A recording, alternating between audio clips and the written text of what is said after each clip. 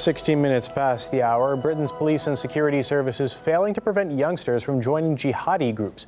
MPs raised this concern in a newly released report. It points to a lack of preventive work with communities, saying schools and police are failing to warn parents that kids are at risk of leaving home and joining Islamic State in Syria. RT's Isa Ali has more from London.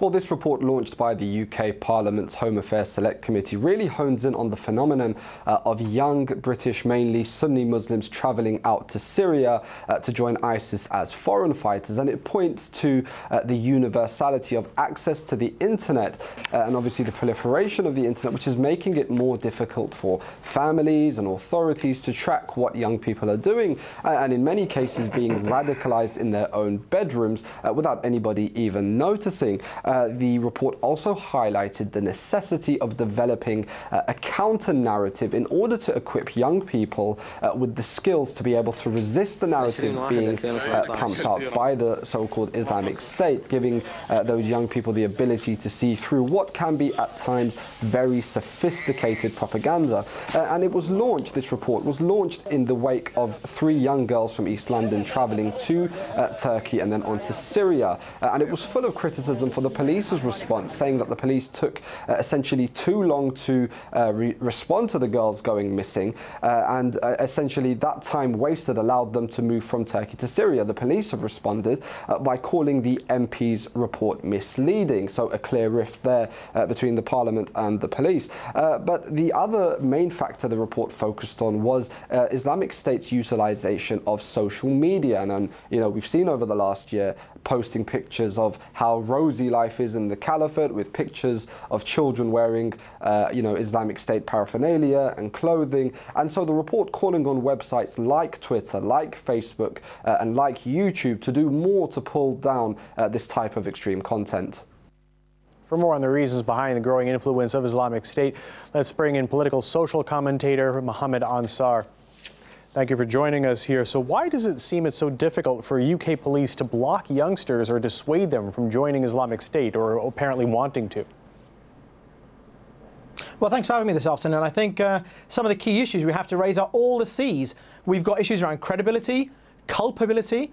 We've also got complicity on behalf of the UK government and the intelligence services, potentially radicalising and having a hand, at least contributing to the radicalisation of some of these youngsters. The story you mentioned about the 3 girls from Tower Hamlets in East London going out to ISIS, we now know from the families and from their lawyer who gave evidence before the Home Affairs Select Committee with Keith Vaz that those girls were radicalised at the school gate by intelligence officers, also from police prevent officers.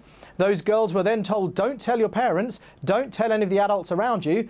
And this great hypocrisy comes at a time when the report issued today says that government wants a closer working relationship with communities. Well, the government itself is largely culpable and has major credibility issues here.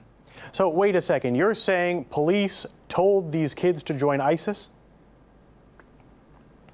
Well, I wouldn't go that far. What we certainly know is from the evidence that the families gave at the Select Committee and from their lawyer, Akunji, who was representing them, said that the girls were essentially radicalised at the school gate. One of their former classmates, or the cohort, went out to join Islamic State back in December. None of the parents were told, none of the wider community were told. An investigation was ongoing, and yet there was a complete cover-up by the police and by the intelligence services and by the government. When the parents and the families came forward to say this to the government Select Committee, it was an absolutely stunning revelation. So whether we look at the Mohammed Emwazi, who has then evolved into the horrific figure of Jihadi John, as named by the British media, whether it's been the case of Mahdi Hashi, we've seen increasing government by the UK and indeed the US government complicity in some of the radicalisation of these people. Now, I think it's very easy when you for say the government I apologize because maybe don't have all the figures here. When you say complicity, what do you mean? That's okay. Just kind of describe it for me. You say radicalize at the gate. Are they trying to to tempt these kids to join Islamic State, or I mean, is this maybe a small minority of the people who are going out there, and there's a majority of other people, young people, who are lured to join it in other ways?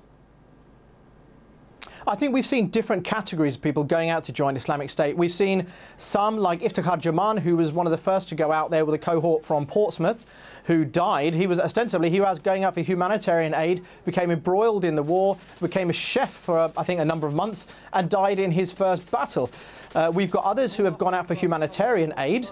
We've got people like Mohammed Ansar, who was an ex-detainee from Guantanamo, who was out in Syria with the the blessing of the intelligence services and the British government. They were also trying to negotiate the release of Alan Henning, but then Mohammed Ansar was arrested by the British authorities and stopped from doing that. We've seen Madi Hashi, who was in prison, who was approached by intelligence officers, and this is a report that was in the British newspaper The Independent, who was approached by intelligence officers and then was told, you have to join us or we're going to take steps to make your life a misery. And we've seen similar issues around Mohammed Ansar.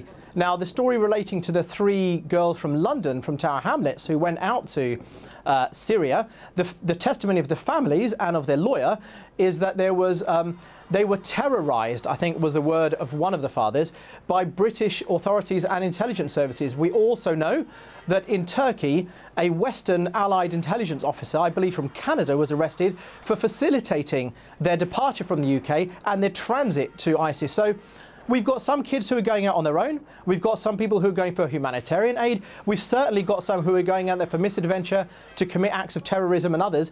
But also we have a great deal of complicity and collusion from the British intelligence services. And this is something that the Home Affairs Select Committee report just won't touch on. All right, we have to leave it there. Mohammed Ansar, thank you for your time. Thank you.